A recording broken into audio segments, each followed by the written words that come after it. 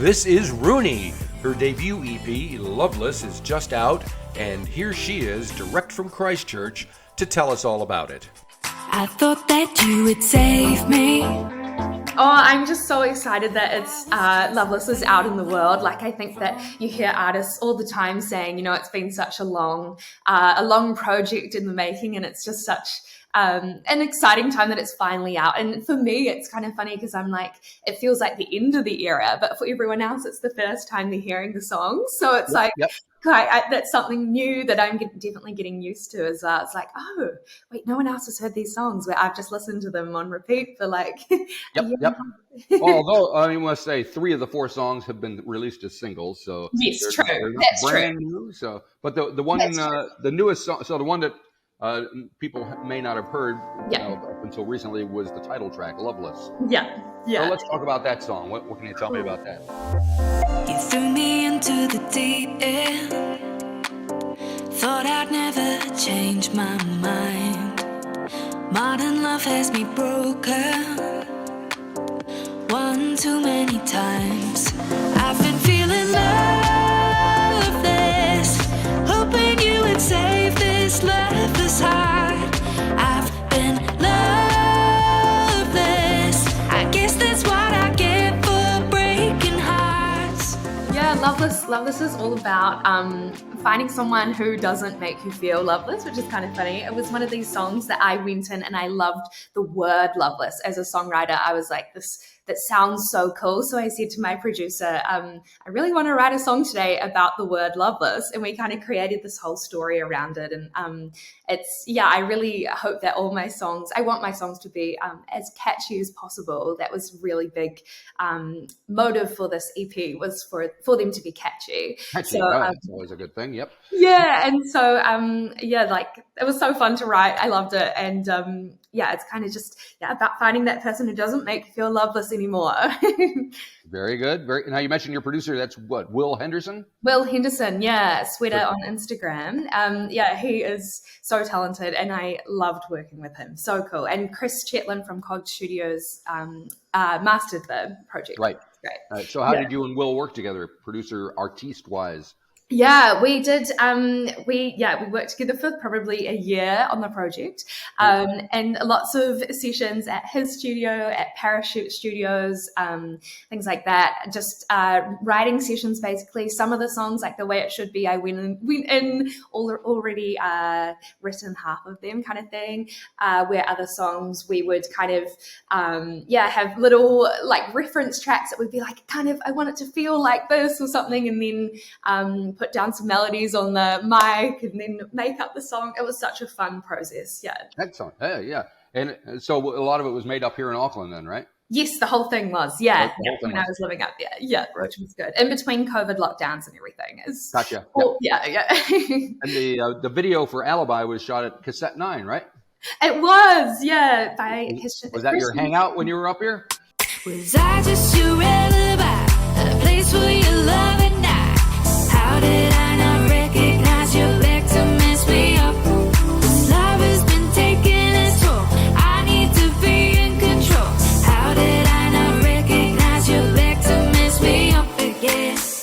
Yes, I love Cassette 9. Yeah, and that was so much fun. Just like very creative, and it's so fun to put the visuals with the music. Like, I feel like that is how people engage with music these days, and so that was super fun just to create that the visuals to go along with the story.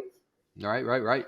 And do you let's see, you have a lyric video for Something About You and another video for The Way It Should Be. So so how involved do you get in the video making process? Yeah, definitely. I love the creative side to it for sure. Like, I definitely plan all the ideas in terms of what I see for the songs. Like, I really, even for the EP as a whole, like it was so pink to me. Like, I was like, it has to feel pink, like the visuals and the colors, like that is what it looks like. So I think that, I definitely spend a lot of time putting those visuals together and then going to the, photographers or videographers and being like, can we do this? And the costumes, makeup, it's all so much fun. Yeah.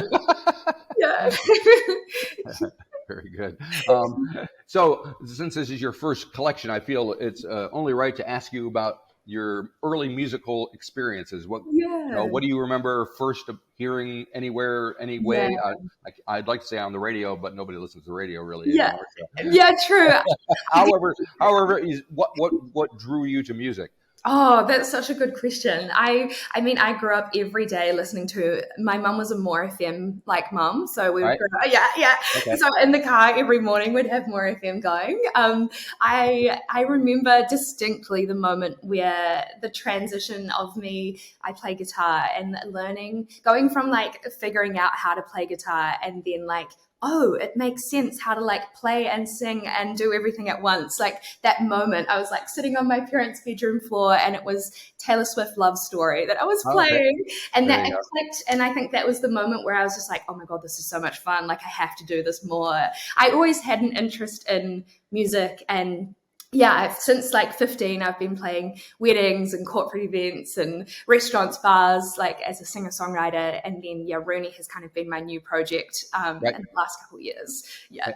Where does the name come from, Roonie? Roonie, I always loved the name Roonie. And I think that I kind of was just like, it feels like the artist name.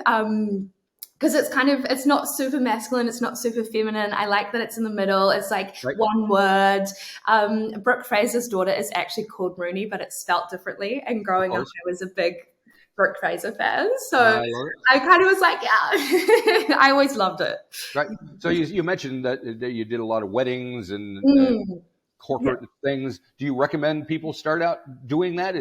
Was that a good experience for you? Oh, I loved it. Like the gigging, just to you earn money from those gigs to then make the music. Like that's definitely how it worked, and very snowbally. Like once, especially in the Topol community, once I started playing gigs, like the community really wrapped around me and was so supportive and kept snowballing. Like play a 50th and someone would be like, can you come play my wedding? And then so loved it.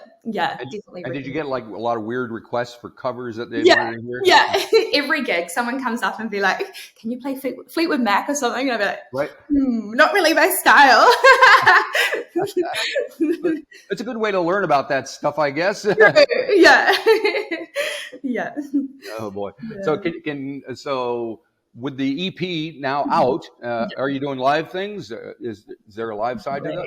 That is something I am so looking forward to. Like at the heart of what I do, why I do music, it's songwriting and performing. Like that has always been the thing that I love the most. And so I really do want to perform these tracks live. So I think I will be doing hopefully like a mini tour at the start of next year, maybe like 3 or 4 locations. And just get to perform them live with the band and share them, which will be fun. And are you thinking, see, these days, I don't even know if an album is a real thing to, especially folks so young as yourself. It's just singles and EPs. Are you working towards an album? Oh my gosh, an album is like the ultimate for me. I am an album person. Like I will listen to a record over and over and over until I can't listen to it again. Like I am still, I could list all my favorite, Oh, listen, let's hear a couple of them.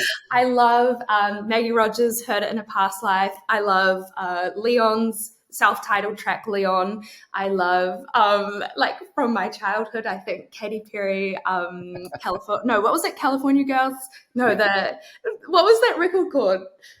Anyway, Teenage Dream, that one. That was so good. Yeah. Cool. So lots of female inspired artists and things like that. I forget what your question was. Sorry. You answered it. Your favorite albums that you're listening to. Oh yes, yeah. And making an album, dream. Right. Yeah, absolutely. Right. And so, when you're making an album, when you approach it, are you thinking in terms of a whole thing or a collection of individual songs, or how will you be looking at it? Yeah, well, I think what I did with the Loveless EP, which is maybe good learning as an artist, I think that I approach them as different songs, where I think that going forward, I would really rather that kind of cohesive story. And I think that that's something I am definitely going to be working towards, is if I make another EP or when I do, or another album or something, it will be very much more cohesive, I think. Yeah. All right. Sounds like it's all happening. Yeah, hopefully, yes. All right. Well, you got to make it back up here in Auckland and do a show at the Cassette 9 or wherever you end up, Power Station or Arena, depending on how long you wait. Oh, I'd love it. Yeah, definitely. All righty. Very good. Well, have yourself a good day and a good holiday season. You got anything exciting planned for the holidays? Yeah, going back to Taupo, going back to Auckland, see family, friends everywhere, and just have a bit of a relaxing one, I think, which will be very nice. good. Yeah. All righty. Thank you, Marty. We'll see you. Thank you. Bye. Bye-bye. Bye.